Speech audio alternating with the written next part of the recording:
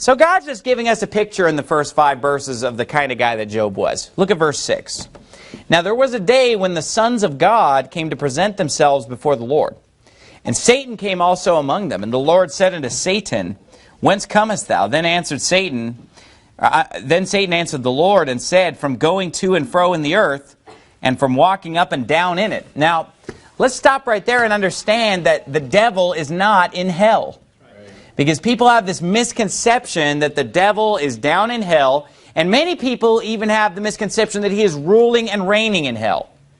Like Porky Pig. You know, you remember when people on Looney Tunes used to die and go to hell? Who knows what I'm talking about? Who grew up with Looney Tunes? On Looney Tunes, you know, let's say the Wile E. Coyote takes a misstep. You know, he's after Roadrunner, and he falls off a cliff. And, you know, when his body stops, but his soul just keeps going down. You know what I'm talking about?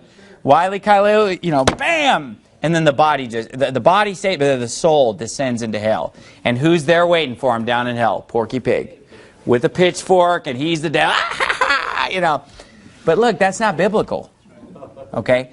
Because the devil is not in hell. The devil has never even been to hell that there's any evidence of. Okay?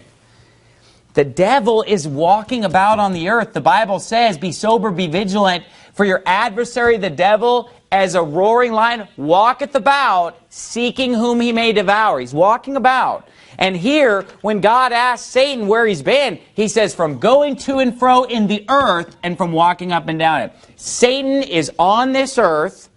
He goes up and down the earth looking to make trouble for God's people, looking to pervert that which is righteous, looking to promote false religion. Okay, and he also goes back and forth between earth and heaven. Because notice, he's walking up and down the earth, then he goes up and presents himself before the Lord and speaks to the Lord. Then he goes back down to earth. In chapter 2, he's going to be back talking to the Lord again in heaven. Now you say, well, when was the devil cast out of heaven? The devil has not yet been cast out of heaven. And to me, it boggles my mind how this goes over people's heads sometimes. Because people sit there and debate. I remember when I was in Bible college, they're debating about when was the devil cast out of heaven. You know, was it before Genesis 1:1? Was it, you know, right before the Garden of Eden? You know, was it when Christ was crucified? You know, they're going back and forth. And I raised my hand and said, the devil has not yet been cast out of heaven, because the devil's going to be cast out of heaven in Revelation chapter 12. Amen. In Revelation chapter 12 is where the devil is cast out. And when he's cast out, you know what it says? The accuser of our brethren is cast down, which accused them before our God day and night. Well, in Job 1, what do we see the devil doing? Accusing Job before God. Accusing the brother, accusing a saint before God. And that's exactly what it says in Revelation 12 when he's cast down in verse 10. It talks about him being cast out of heaven. He's the accuser of the brethren.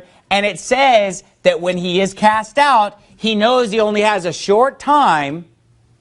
And he goes to persecute the woman. He persecutes the woman for 1,260 days, which is 3.5 years. He persecutes the seed of the woman, you know, for additional time after that. So what we see is that the devil is cast out at the very beginning of the tribulation.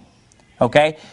Right at the beginning of the tribulation, the devil will be cast out. That has not yet happened. Okay, the Bible often talks about the things which be not as though they were, because the Bible talks about, for example, the crucifixion of Christ in Isaiah 53, 700 years before it happened, in the past tense. Despised, rejected. Okay, brought as a lamb to the slaughter.